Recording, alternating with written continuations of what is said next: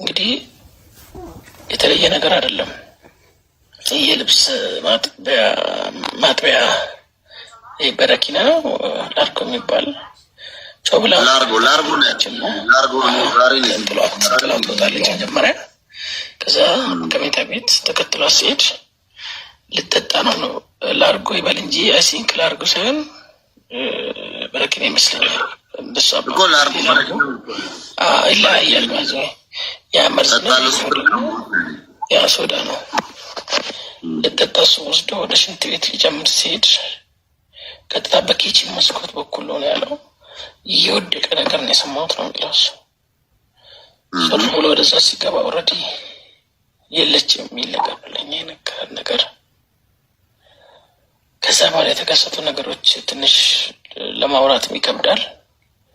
ወደ መሬት ካረፈች በኋላ ወረዱ ሁሉም ሰዎች። ከስር የሚሰሙ ሰዎች አሉ። ድምፁ ምን ያህል ከባድ እንደማይሆን ታውቃላችሁ። ከዛ ልጅቷን አፋፍሷት በሱ መኪና ከታች የነበረ ግራውንድ ላይ እሷ የወደቀችበት ቦታ የነበረው አንድ የባንክ ሹፌር ነው። የእሱ መኪና እየነዳ ሄዱ። ሁላችንም ከዛ የሰማ ነው፣ ከዛ ባለ ነገሮችን የሰማ ነው እና ሄድ ነው። ከዛ ሹፌሩ አደረሳቸው። ኦልሬዲ ከአምስተኛ ላይ አይደለም ከደረጃ ላይ ሰው ወድቆ የሆነ ነገር እንኳን ቢነካው ምን እንደሚሆን ማሰብ አቅተንም። ያ ሹፌሩ አደረሳቸው። መኪናውንም እሱ ካዝና ከፋች ነኝ ብሎ እዛው ነው ተለሄደው። እሱንም ፖሊስ ይዞት ሄደ። ከዛ በኋላ ነው ሁላችንም የደረስነው። ሌሎች ሰዎች የመጡት። በጣም የሚያሳዝነኝ ነገር ከዚህ ፊት አሁን ያወራኋቸው ነገሮች ሳይሆን ከዛ በኋላ ያሉ ነገሮች ናቸው የሚያሳዝኑ። ፊቷን አይተናል፣ እንትኗን አይተናል፣ እንደዚህ ነው እንደዛ ነው ብሎ ህሊና የሌለው ልጅ አለኝ እኮ እኔ።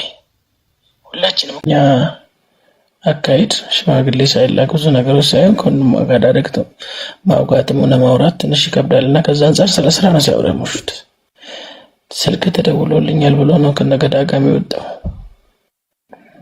ወንድሟም ደግሞ የሰጠን ቃል በቃለሁ። ከዛ በኋላ የተከሰቱ ነገሮች ለማንም ሰው ግልጽ አይደለም። ከሰማነው አንደበት ግን ረጅም ሰዓት አብሮ እንደቆዩ አብሮ ሲያወሩ እንደነበረ ሁሉ ነገር ሰላም እንደነበረ ነው። ከዛ ባለፈ ነገር በህይወት ውስጥ አይደለም እንደዚህ ጀማሪ የሆኑ ህጻናቶች ቀርቶ በእኛ ህይወትም ብዙ ነገሮች ይከሰታሉ። ልጅ አፍርተን ምን ብለን በጭቅጭቅ መሀል ደግሞ ኢሞሽናል የሆኑ ነገሮች ሊነጋገር ይችላል። ሴትን የሚያደማ ብዙ አንደበት ከወንዶች ይወጣል። ታብታብ አድርጉ። ታብታብ ብራ ይሄ ቅርብ ወዳጃቸው ነው። ወንዶች ብዙ ጊዜ ከአንደበታችን የሚተፋውን ነገር ኮንትሮል ላናደርግ እንችላለን። ይሄ ሁሉ ወንዶች ባህሪ ሊሆን ይችላል። ሴቶች ደግሞ ትንሽ ነገር ልባቸውን ሊሰብር ይችላል፣ ተስፋቸውን ሊቆርጥ ይችላል።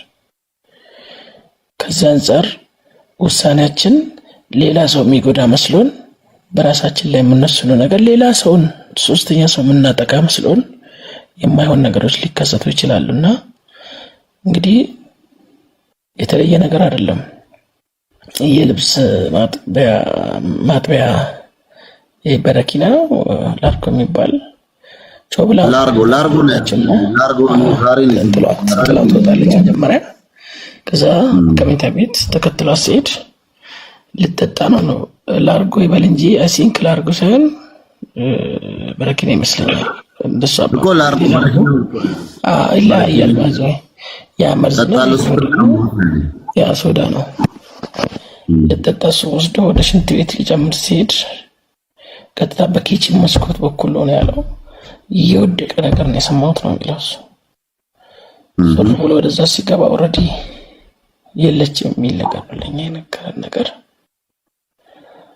ከዛ በኋላ የተከሰቱ ነገሮች ትንሽ ለማውራትም ይከብዳል።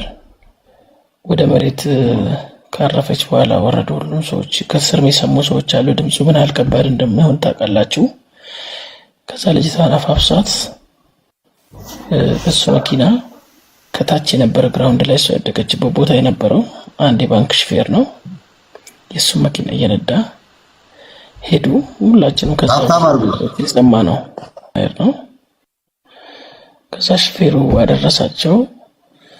ኦልሬዲ ከአምስተኛ ላይ አይደለም ከደረጃ ላይ ሰው ወርቆ የሆነ ነገር እንኳን ቢነካው ምን እንደሚሆን ማሰብ አቅተንም። ያው ሹፌሩ አደረሳቸው። መኪናውንም እሱ ካዝና ከፋች ነኝ ብሎ እዛው ነው ጥሎ ሄደው እሱንም ፖሊስ ይዞት ሄደ። ከዛ በኋላ ነው ሁላችንም የደረስነው። ሌሎች ሰዎች የመጡት። በጣም የሚያሳዝነኝ ነገር ከዚህ ፊት አሁን ያወራኋቸው ነገሮች ሳይሆን ከዛ በኋላ ያሉ ነገሮች ናቸው የሚያሳዝኑኝ። ፊቷን አይተናል፣ እንትኗን አይተናል፣ እንደዚህ ነው እንደዛ ነው ብሎ ህሊና የሌለው ልጅ አለኝ እኮ እኔ።